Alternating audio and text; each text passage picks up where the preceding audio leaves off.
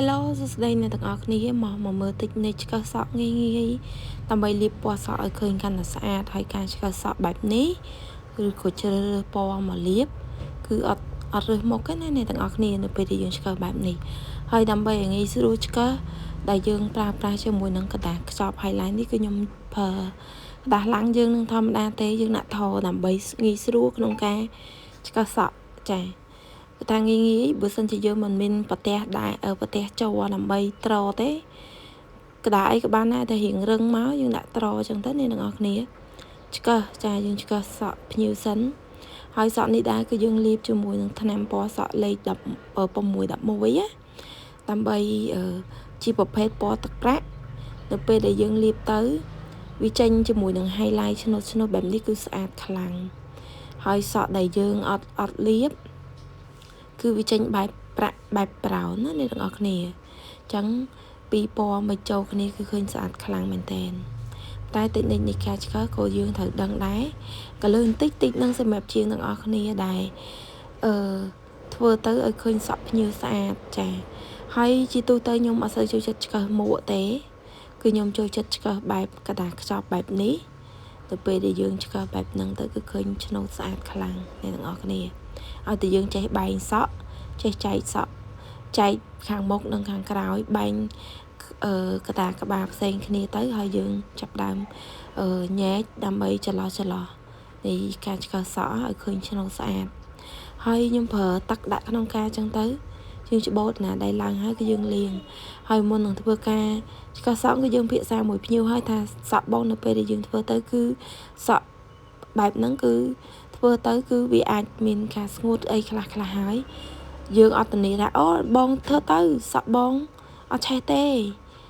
ធ្វើទៅកាន់តែសក់ល្អអត់ទេគឺយើងប្រាប់ឲ្យប៉ាភ្ញៀវច្បាស់លាស់តែម្ដងចាសក់ភ្ញៀវគាត់ទៅលាបឡើងគេ2 ដងហើយអាចង់ពណ៌តក្រូចខ្លាំងអាគល់បានដល់ថ្នោតទេគាត់លាបបានតែ2 ខែទេគាត់មកលាបម្ដងទៀតចាព្រោះគាត់ចង់បានពណ៌ដែលគាត់ចង់បានគឺដាក់អត់បានអញ្ចឹងគាត់មកសម្រេចចិត្តមកលាបកន្លែងខ្ញុំគឺគាត់សម្រេចចិត្តឆ្កឹះលាបគាត់យករូបមកឲ្យមើលតែម្ដងអ្នកទាំងអស់គ្នាអញ្ចឹងគឺយើងធ្វើការឆ្កឹះលាបពណ៌ទឹកប្រាក់ឲ្យគាត់ដំបូងគាត់ភ័យដែរគាត់ខ្លាច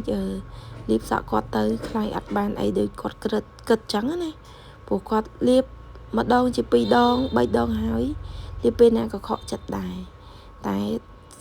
លើកនេះគឺមិនឲ្យខកចិត្តទេចាគឺយើងចាប់តាមលាបពណ៌ទឹកប្រាក់លាបជូនគាត់តែម្ដងហើយយើងលាបជើងប្រយ័ត្នប្រយែងបំផុតគឺស្បែកក្បាលភ្ញៀវនឹងឯងជើងប្រយ័ត្នបំផុតដើម្បីកុំឲ្យប្រឡាក់ស្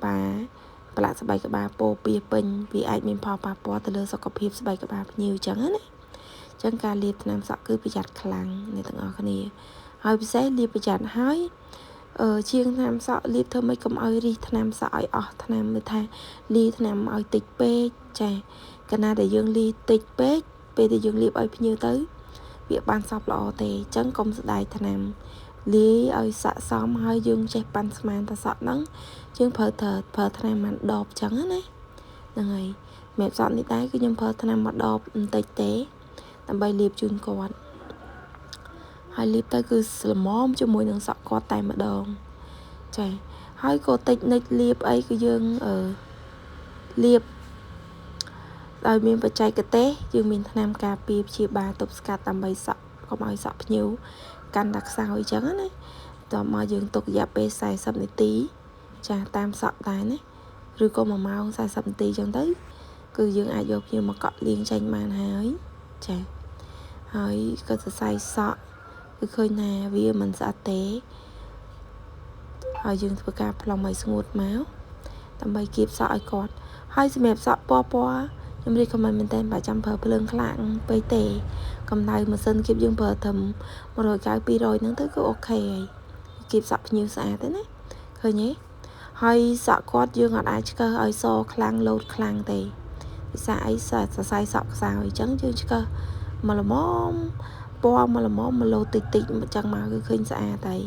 ព្រោះសក់គាត់ខ្សោយអញ្ចឹងយើងមើលតាមប្រភេទសក់ដែរបងប្អូនអាចមើលបានឃើញទេហើយគៀបតាមតិចមកគឺឃើញស្អាតហើយសក់គាត់ចាយើងបានឆ្នូតស្អាតខ្លាំងមែនតើហើយឆ្កឹះបែបនេះលាបពណ៌បែបនេះចង់បញ្ជាក់ថាអត់រើសវ័យទេចាអត់រើសវ័យទេ ចាស់ក្មេងគឺអាចឆ្កឹះលាបបានពីព្រោះពណ៌ប៉ុណ្ណឹងគឺស្អាតប្រាក់ចាឆ្កឹះប្រាក់ទៅលាបបែបហ្នឹងគឺស្អាតមើលទៅថ្លៃថ្នូរទៀតបងប្អូនទាំងអស់គ្នាឃើញទេហើយចេញឆ្នោតមួយ highlight មួយជាទៅចេញមកបែបថ្លៃថ្នូរតែម្ដងអត់ឆ្លើយទេយើងឆ្កឹះលាបបែបនេះគឺអត់ឆ្លើយទេអ្នកទាំងអស់គ្នាបើសិនជាយើងលេង style ខុសវ័យដែរគឺមើលទៅយើងឆ្លើយបន្តិចតែបើយើងឆ្កឹះបែបនេះគឺអត់ឆ្លើយទេគឺស្អាតតែម្ដងស័ក្តិសមជាមួយនឹងវ័យរបស់យើងតែម្ដងចឹងយើងក៏ធ្វើការគៀបទៅផ្លុំស្ងួតគៀបលាបប្រេងលាបអីកុំឲ្យសក់ភ្ញៀវហ្នឹងស្រួយលើសដើមអីចឹងណាយើងលាបទៅសក់គាត់ហ្នឹងវាខ្សោយចុងបន្តិចតែវាអត់ជាបញ្ហាទេចាចឹងគឺគាត់អាចធ្វើការលាបបានព្រោះយើងបានប្រាប់គាត់មុននឹងធ្វើការលាបយើងបានពិភាក្សាហើយថាយើងនឹងជួបនៅភាពស្អិតអីតិចតួចព្រោះសក់នឹងខ្សោយអញ្ចឹងណាអ្នកទាំងអស់គ្នាអញ្ចឹងយើងធ្វើការលាបគៀបឲ្យស្អាតមកអញ្ចឹងយើងគៀបឲ្យស្អាតមកគឺឃើញស្អាតហើយអ្នកទាំងអស់គ្នាហើយអ្នកទាំងអស់គ្នាចាំមកទទួលសេវាកម្មកន្លែងខ្ញុំអីគឺខ្ញុំមានច្រើនសេវាកម្មមែនតើតាំងពីលាបពណ៌សក់អូសសក់ធ្វើកញ្ចក់ចាកាត់សក់ក៏ដូចជាផ្លុំបបោមាត់ធ្វើចាំធ្វើ eyeliner បាញ់ឡាស៊ែលុបចិញ្ចើមគឺយើងមានទាំងអស់ហើយអ្នកទាំងអស់គ្នាអាចមកទទួលសេវាកម្មនៅកន្លែងនេះសាឡនបានតាំងពីសេវាកម្មអូរុំភ្នែកតរុំភ្នែកផាត់មុខធ្វើសក់គឺយើងមានសម្រាប់អ្នកទាំងអស់គ្នាតែម្ដងបករុំក្លៀករុំដៃរុំជើងចាម៉ាស្សាមុខញិចមុនជ័យរួមទៅនៅឡាយនេះសាឡនគឺមានហើយសាមញ្ញទេប៉ុន្តែអ្នកទាំងអស់គ្នាមកទទួលសេវាកម្មនៅឡាយខ្ញុំគឺគុណភាពចាបើសិនជា background ឬក៏ការថតទៅមើលទៅមិនសូវអស្ចារ្យទេប៉ុន្តែអ្នកទាំងអស់គ្នាមកទទួលសេវាកម្មធានាអ្នកទាំងអស់គ្នាច្បាស់ជាពេញចិត្ត 100% តែម្ដងហើយនៅពេលដែលយើងទស្សនាវីដេអូនឹងហើយកុំភ្លេចធ្វើការ Subscribe ឬក៏ចុចសញ្ញាកណ្ដឹងដើម្បីទទួលបានវីដេអូថ្មីនៅពេលដែលខ្ញុំខ្ញុំឆ្លៀតធ្វើការថតដើម្បីចែករំលែកតិចនិចងាយវីដេអូថ្មីជូនអ្នកទាំងអស់គ្នាបន្ថែមទៀតចឹងណាអ្នកឃើញទេគឺសក់នឹងគឺស្អាតខ្លាំងតែម្ដងអ្នកទាំងអស់គ្នាពេញចិត្តនិយាយម្ចាស់វិញគឺពេញចិត្តខ្លាំងតែម្ដងនៅពេលដែលយើងឆ្កឹះលាបបែបនេះគឺសក់ស្អាតខ្លាំងហ្មងណាចាចេញឆ្នោតមួយបែបពណ៌ទឹកប្រាក់អ្នកទាំងអស់គ្នាស្អាតហ្មងចាឃើញហើយជាងចង់លាបដែរចង់បានសក់ស្អាតចង់លាបពណ៌ស្អាតចង់អ៊ុតសក់ស្អាតផ្លុំបបោមាត់ស្អាតធ្វើចិញ្ចើមស្អាតធ្វើ eyeliner ស្អាតតរុំភ្នែកស្អាតចាគ្រប់សេវាកម្មស្អាតមករកឡៃនេះសាឡនទាំងអស់គ្នាធានាគឺអ្នកទាំងអស់គ្នាមិនខកចិត្ត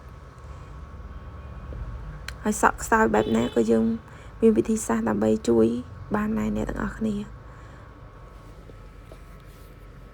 អរគុណអតិថិជនទាំងអស់គ្នាដែលតែងតែមកគាំទ្រនៅឡៃនេះសាឡនណាចាហើយថតនេះថតពេលយប់ទេគឺរៀងពិបាកថតបន្តិចព្រោះយើងធ្វើភ្ញៀវហើយយប់ហើយថ្ងៃនោះក៏យើងមានការលាបពណ៌សក់បន្ថែមទៀតដែរគឺភ្ញៀវណាត់ចាជាពិសេសខែបុណ្យទានអញ្ចឹងគឺបងប្អូនមកច្រើនអរគុណ